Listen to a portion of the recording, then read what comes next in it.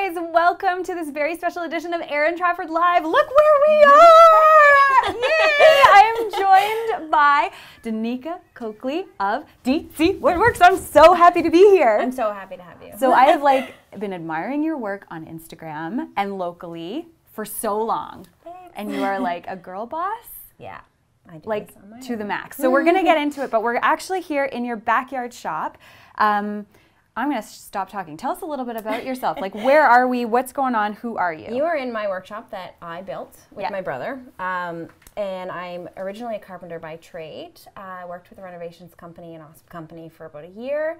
Started doing smaller DIY builds and things for my home and my own personal. And then everybody started to catch on and was like, can I have one? Yeah. Can I have one in brown? Can I have one in white? And then it started to get busier and busier. And then within a year, I was like, I either do what I absolutely love doing or do what I could manage doing for the rest of my life, but it's not fully my passion where renovations is. It's a great skill, but not what I loved. Yeah. So I was like, I gotta do it. I just jumped ship and quit and started this, and I've been full-time ever since. And now you spend all of your time in plaid shirts and awesome gear. I pick my kids up and I have paint all over me. I swear I showered. I am filled with sawdust, and yeah. You are living... I feel like this is an alter ego. So I do DIYs, but this is aspirational for me. So when I started picking up on what you were doing, I just thought it was so awesome. So let's talk about this. This is what we're actually going to build something today. We are going to build the honeycomb. So is this wet paint? Can we show this off? Yeah. Nathan, can you get a shot of that? So this side is finished because we've roughed it off a bit, and then I'm going to show you on this side how to get the roughness. Now, you just did also launch an Etsy shop where folks can order these from you as well in different sizes and stuff. So we're just going to build this basic one, and it's going to be for Piper's Playroom. I'm so excited for this room. I've been getting lots of people telling me they're so excited for the reveal. So it's pressure on me to get it all done and perfect. And it's coming, guys. It's coming. I swear. It's been a really long project.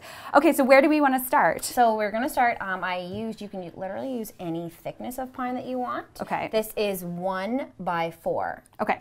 It's not a true 4, so it ends up being 3 1/4. But that's what we will use, and it looks like this piece over here. Okay, the tall piece there. So then we end up cutting them on 30-degree angles. Do you want us to judge by me and show the miter saw? Sure, yeah. Is that easier to do? So I set my saw here. Yeah. To 30 degrees. Yeah. And then I will bring this piece over.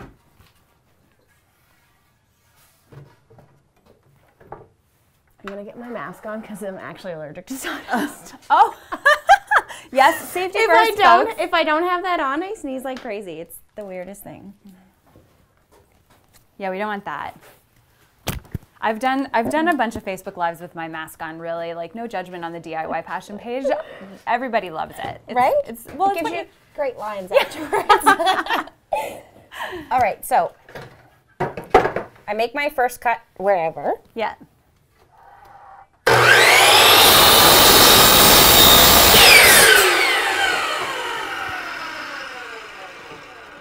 And on this particular honeycomb, I do them at 6 inches, so I actually have a built-in straight edge here that I put it up to 6. Yeah.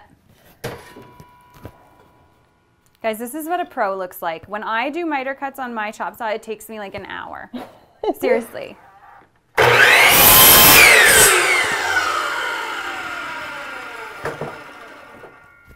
Flip it so that you don't have both of your cuts going the same way, and then you're not going to get a hexagon. That's math, Dee. That's math.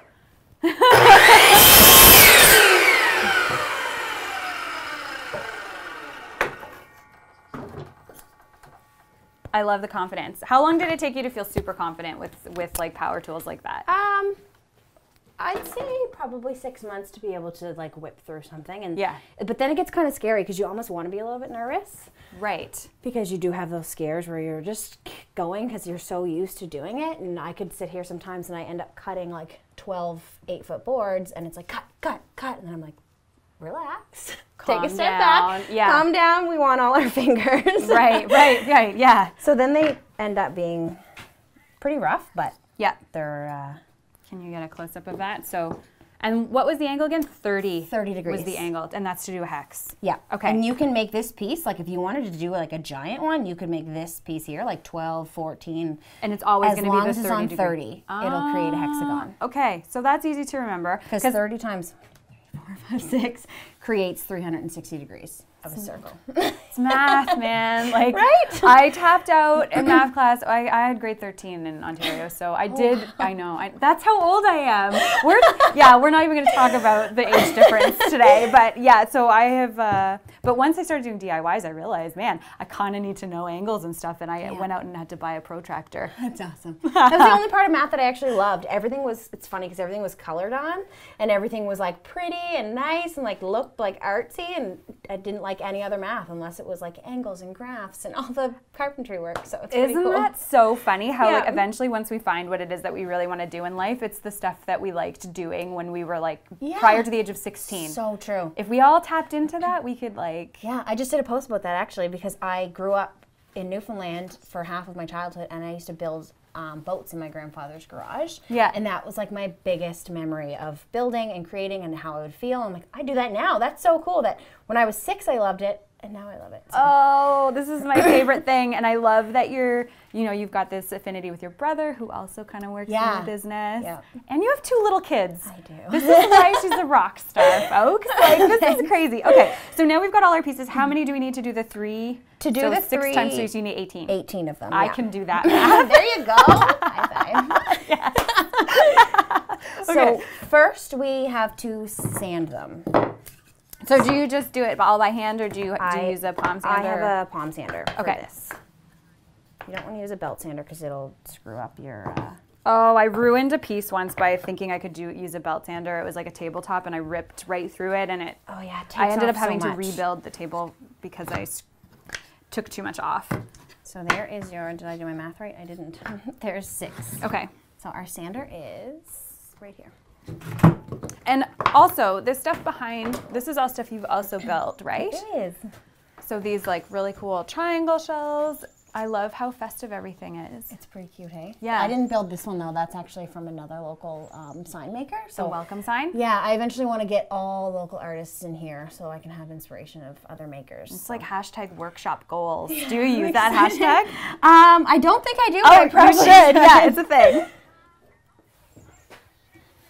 So these guys, like, this would be deep enough to put like a little toy or like a little succulent or something like. Succulents are super popular. For yeah. Here. Yeah. And candles. Candles, right? The faux candles. Yeah. The faux ones. We don't want to put that around wood. No. We want all our fingers and our entire home to stay. Yeah, we don't want to light anything on fire. Okay, so how do you want to go for it? So and switch our grit. Look at your. This is heavy duty. This weighs 3 times as much as my drill. Yeah, that's a big boy. This is the difference between playing with the big girl tools and not playing with the big girl tools. That's awesome. And that's actually, I think, one of their smaller. Yeah, it's the 18. I think there's like a 36 volt actually. Okay, so that's goals for me. Yeah. One day. One day. So I have, I think 180 on here, so it's super soft. Yeah. So you're not going to take anything off. It doesn't go at like a crazy speed. So with sandpaper, the higher the number, the finer the grit. Yeah. So if you had like an 80, you end up being like this. So it's going to take a rough. lot off. Yeah. Can you see that, Nate? This is like high grit. So you would use this on like almost raw wood, like really raw. Or like if I wanted to like sometimes on pieces like to make them look like old and roughed up, I'll take this and I'll literally like gouge pieces out of it because it'll take so much off. Yeah. This just smooths it out. Okay, so we're just smoothing right now. Yeah. So then you just take your piece, and I don't like to move my sandpaper on it. I like to take this guy and just kind of like do it myself. Oh. Yeah. I've been doing it opposite the entire time. Which I think is like the normal way to do it. Yeah. But I like, there are stationary sanders where you hold, like it's like a built-in piece and you can literally just run it. Yeah. Okay. So I like to pretend I have that. Okay.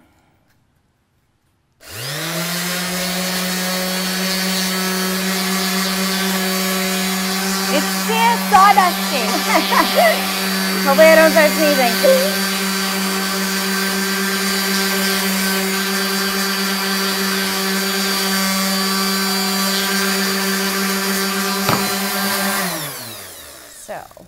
I'm just checking these angles. So then And how do you attach them together then? Do you use a nailer? No, I don't. I don't actually have one yet, which is crazy. So how do you attach them? I screw them, which ends up being a little bit better quality anyway. And I don't use wood glue. I use PL. So it's like construction adhesive. These are not coming apart. Okay. I had a couple issues with my first pieces that sometimes like your entire honeycomb, you could have 9 and they're all waiting on this single one. Right. So then the pieces will become a little bit loose. So I went and got PL right there in the caulking gun if you want to. It's this stuff? Yeah. So that holds houses together. Oh, okay. So yeah, I don't think I've ever even noticed this is this like in the construction, the yes. heavy duty construction aisle? It's not with like the paint and it is in the paint, but it's like an aisle over where it's like all the, like you would put your subfloors down with this, like different things like that. Okay.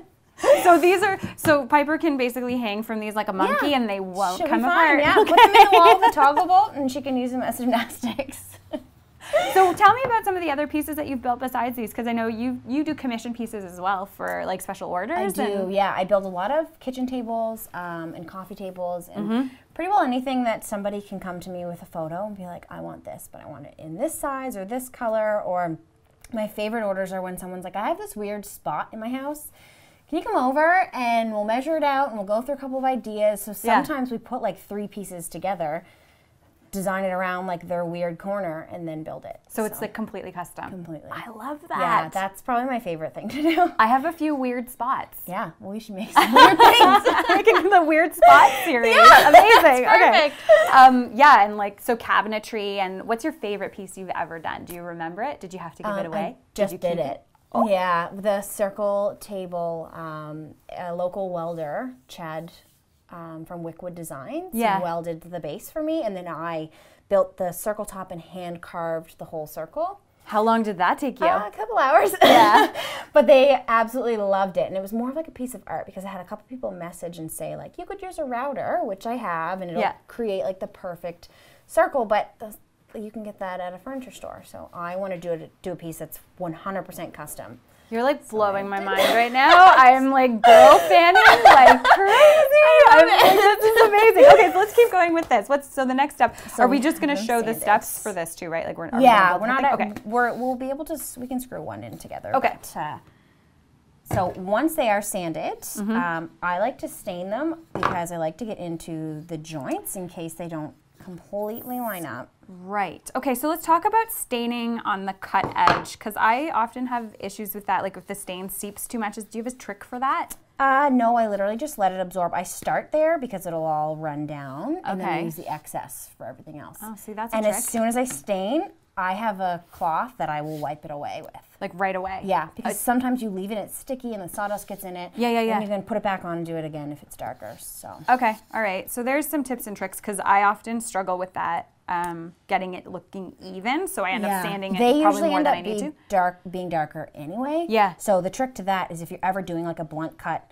instead of having this piece, do an angle like this. Like if you're making a square, and just do it on the 45. Okay. So that you're never going to have that dark edge showing. The dark edge showing. Yeah. Okay. Those are all great tips. What do you think about the culture of carpentry still and DIY being so male dominated? Like, I bet this has happened to you. It's happened to me so many times. When you go into the hardware store and you know what you need and you're standing there and you're just like, sometimes I stand there and I'm just thinking about which fastener I want or like what hook I want, and I'm not actually like in consumer distress in that I don't know what I want. And then you get the, hey there, little lady. Oh. Yeah? Oh, Yeah? I've had that a couple times. Yeah? This happened around Christmas time. I was looking for a biscuit joiner. So basically, that sounds delicious. Right? So it's a little piece that will create a hole here and here so that your tabletops will never shift and they'll be glued. Instead of just butting them up, they'll become like one piece of wood. Yeah. So I was in a hardware store, and then I asked the guy, I said, do you have any biscuit joiners? He was like, they're pretty expensive. And I was like, yeah, I know that. He's like, and what would you want it for? And I was like, actually, I own a woodworking business and I run my own company, and I'm going to use it to biscuit joint my tables like you're supposed to. Yeah. And I was like, okay, relax. I was pretty mad. Did he like turn around and just like March, like, he kind of looked like a deer in the headlights and was like, oh, okay. And another time, I won't bore you with stories because there's a lot of them that happen with this. Yeah. We were at the home show and I need a new roof. And I shingled this roof, and so I can do my own roof. And went up to a roofing company, I won't say what one, and he said, oh, did your husband send you in to look for roofs? My girlfriend was with me. And she was like, I can't believe that happened. I was like, I literally ignored him. I was like, that happens all the time. Yeah. All the time. And I'm sure for you it's like 10 times worse because you have like 10 times the amount of woodworking knowledge that I do. And it drives me nuts. When I did call a store manager once, I had an interaction like that and I was so mad. And I didn't get mad at the person. I just like allowed the situation to persist and then was mad at myself driving home when I was like, why didn't I speak up? But, you know, stand up for myself and say, I actually know the difference. You know, I know how to find a wall stud. Yeah. You know, like it was something so like that. So I drove home and I thought, you know what, like this is a learning moment for them. So I got home and I called the store manager and I said, listen, I just want to let you know that this happened to me in your store. Good. I didn't buy what I went in there to buy because I was so flustered by the situation that I didn't feel comfortable then buying what I needed. I walked out without the sale and I feel like you need to know that so that you guys can do better. And he actually really appreciated it and he saw me the next time I went in the store and came up to me and I don't even know how he recognized me, but he must have from my blog or something. Anyway, so I just kind of tried to make lemonade out of it, but still it left me feeling like, Totally, and like I said, if you are learning and you don't know what you're doing, you're definitely not going to want to do it now. No. After somebody treats you like you have no sweet clue and it's not your place to be in there, so. Stand up for yourself. Yeah, exactly. Oh my God, the little ladies and men of the world, don't do that to us. Yeah, no, don't assume we're dumb. Yeah. So. Unless we give you reason to we believe could do a whole show on that, and I could just sit there and tell you all of the stories that have ever been said to me. Yeah. And I want to teach our little girls to not like put up with that. Yeah. Okay, we've just got on a tangent, so let's screw this in. But it's really, I think it's a really important conversation to have being DIY bloggers and stuff. It's like I don't just do cutesy stuff. Like I use power tools and I built this garage. You're just so cool. Oh my God. You're like the coolest. By the way, where can we find you on Instagram? It's DC_Woodworks? _Woodworks. Okay, at DC_Woodworks. Go show Danica some mad love. Are you on, and you're on Facebook too? I am on Facebook, DC, and there's like a little .Woodworks. Okay, do it. Do it right now. And let us know in the comments if you guys have had any interactions like that with the mansplaining or the like little ladying or whatever that is. I really want to know because I would like to start a movement. We need a hashtag to like. Yeah, we definitely do because I would be so into that. Yeah, this drill is. It's like the real deal. I love that you love it. I do love it. So we'll just mock this up for now. So I feel like this is hilarious because I've worked with Black & Decker, and Black & Decker is like the little sister brand of DeWalt. So this is like the heavy duty. It's like the Lexus Toyota, right? It's like that. So I feel like this is like Lexus Toyota. Well, you're good in the marketing, so then it's Lexus Toyota.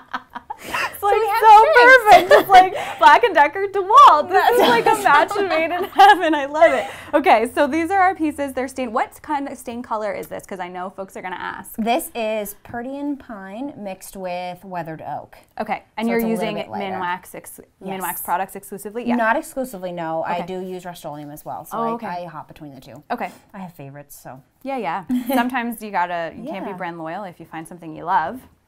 So that's okay. I don't know if you can see off all of your stain. That's like a great indication of how much you use regularly. This stuff scares me. So can you like glue your hands together with this? Yeah. This is like the Lexus of super glue. Yeah, we've got a lot of Lexuses going on. Yeah, I don't know. Sorry, that's definitely not sponsored by Lexus. I don't drive a Lexus. Can it be sponsored by Lexus? Oh yeah. I don't know how many contractors bring their Lexuses to the hardware store and like fill it with lumber and sawdust. It's like I don't think that's on brand. So I just put a little tiny bit because honestly, so much goes a long way with this. Okay. Keeping it in the middle. Yep. And keeping it not so that, and that's another reason why I stain first actually, is that if this gets on the wood, almost turns like a plastic and won't let stain penetrate. Right, okay. So you want to stain first, that way you don't have white blotches all over your Right, and you want to put it in the middle so it doesn't smoosh out the sides too much. Right, okay. That's the official term. Smoosh? Smoosh. Yeah. Hashtag smoosh it out. So where did you learn to actually do all of this? You learned a bit from your brother, and then you went to school too, right? I went to school for carpentry at NSCC. I did the nights and weekends program. But they don't actually, they teach, it's more like building houses.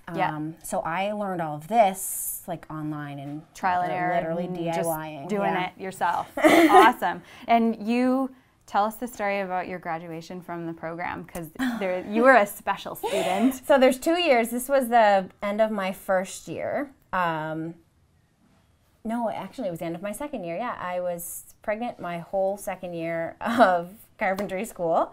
And my instructor, Colin, was like, I've had many women. Yeah. He was like, and I think it's so awesome. He's like, I've never had a pregnant woman, and this is rocking. And you were like fully, I was like fully 9 pregnant. months. I actually gave birth 3 days after my exam. My exam was building a shed. So he was like, please don't get on the roof. I know you can do it. This is my favorite story ever. There's a picture of me, I think, and I have like my drill, my hard hat on. There's like concrete on my boots and a big belly. Oh my gosh. Oh my goodness. I need to I see always that. say my youngest will probably do this, and she's already done her first year. So. Oh my land. How old is she? She's only 4. She's 4. Yeah. Okay. She's got a little ways to go, but I definitely see some me in her. So. Oh, that's so great. I love that so much. Okay, so how long does this take to dry? That takes full 24 hours to dry, okay. but I like to screw them in first, because the way PL works is that it expands and grabs the material. So sometimes if you were to just leave it, you will have like a little gap here that you'll have to fill later. Okay. So that's why I like. And you don't want to use the wood filler. Like, I think that would look weird if you want to leave it a little rustic. If you wanted to make it like totally like white and I guess like a chic version, you could fill every nick, but that's not what we're doing. That's not the style of them. So I don't do that. So if you did want that look though, like let's say if you really wanted the modern, like more Scandi look of like the really sleek, could you build this out of like an MDF? MDF would be a lot better to like smooth out and wood fill. So I have. That would be really heavy though. That would be the only consideration is like, that's what that IKEA furniture is made of. It's like so heavy. Yeah, and I don't use any MDF in my furniture builds, just in like decorative things. Yeah, because it also doesn't, it warps easily too. Yeah, totally. If you live by like the lake or the ocean and you buy MDF, you wouldn't believe how much moisture is in the air that's actually going to absorb into it. Get out of town, girl. You're solving my problems left, right, and center. So I bought this like super cheap IKEA thing for my bookshelf. Did you see my post about that? And you were like, and I was like, I had it for, not even going to lie, 3 weeks. We live about 50 meters from the water. And I was like, why every single shelf is like this now? And I've never had that happen before. Yeah. So it's because I live in a beautiful place. Yep. And there's so much water. So now I just. So now we need to build you wood ones and paint them white so that their problem is fixed. Oh my goodness! You're just gonna have to move in for like 6 months. That's awesome. Okay, I can't believe that's why. Yeah. So my parents were actually flipping, if you've seen on my Instagram, the lake house. Yeah. In Porter's Lake, and they have to do solid wood everything. Even like sometimes MDF doors are really nice, or like, and we won't because they're literally right on the lake, and they're at the western side of the lake, so they're really close to the ocean, and within 3 years it'll all be bubbly and wobbly. Oh my goodness. Okay, so that's a really good tip if you are looking to save some money. That's not necessarily the place to save depending on where you live. If you live in town and like by the airport and like further in away from the ocean, you won't have a problem, but I mean, we're surrounded by ocean. Yeah. It's very well. Right now, I feel like we're in a cloud because it's like raining. Okay, so let's do this. Let's drill this. You do the first one, because you've made me nervous with your awesome girl boss thing. Let me just make sure.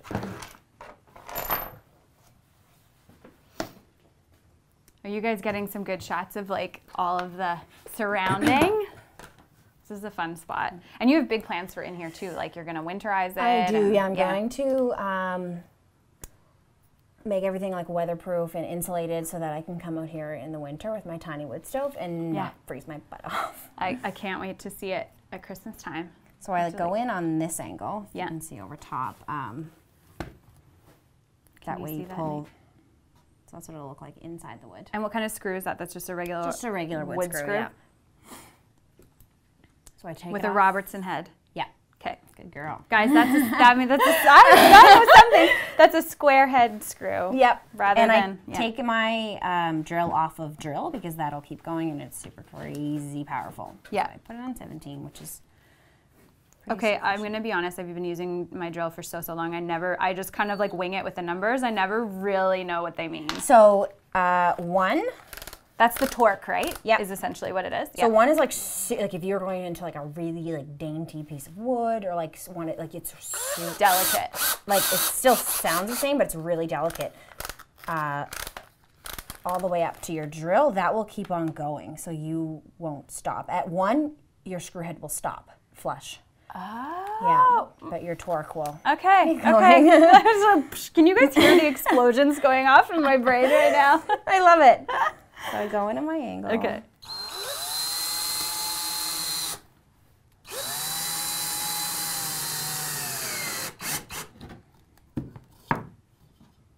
So now that'll stay. So now you leave that to sit for the 24 hours, and then and then I'll wood fill it. I'll do the whole hexagon. Right. So then at the end you can't even see. Yeah. Wood fill it, and then you paint her up. Yeah. How do you attach? And then you just attach these. So I do those with PL as well, and then I have these awesome clamps. So these literally.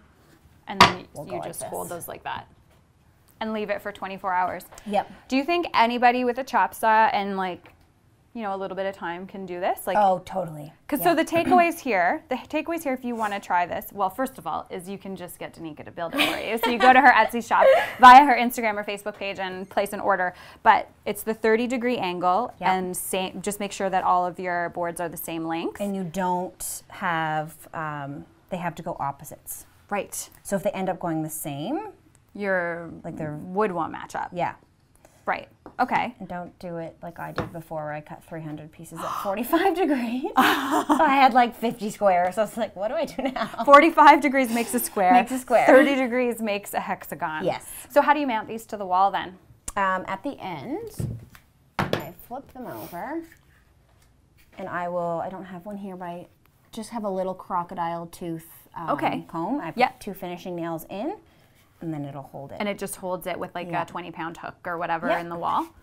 So if you want to put anything heavier on, like the bigger they are, I sometimes tell people like install them with toggle bolts, which is what grabs the back of the drywall. But that's more for like these pieces or like the much bigger ones. I have an order of 14, I think, that's going to be put together. Oh, cool. So this could be like a huge feature wall, like in a dining room or something. That'd be beautiful. That'd be awesome. Amazing. Well, I'll make sure that I'll do some Insta stories when we hang this so that everybody can see how we do it. And then I'm going to keep it a tight shot, though, because I don't want to show any more of the room until probably next Friday.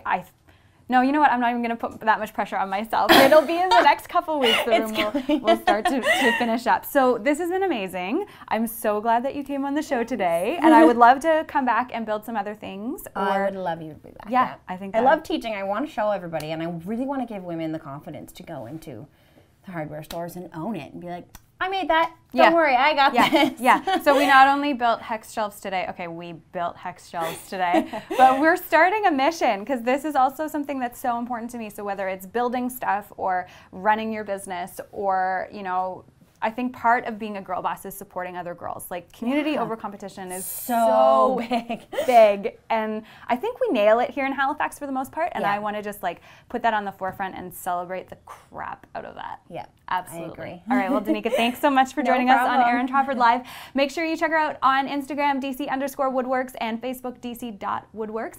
And we will be back. We've got some special stuff planned for ET Live coming up in June. So make sure that you're following along on the Facebook page and on my Instagram at DIY Passion Blog, because I will be dropping some massive hints about stuff that's coming up. And one thing I want to mention, if you are local here in Halifax or Nova Scotia, I am going to be doing the keynote address at this year's Social Media Day Halifax. It's happening at the Cineplex Bayers Lake on June 22nd, and it is going to be a whole day of learning all about social media, all about influencers, all about being a girl boss, community over competition. So yeah, I would really love for you guys to come out to that and come say hi so that I can meet some of you. Yeah, that's it for this edition of the show. We'll see you again soon. Bye.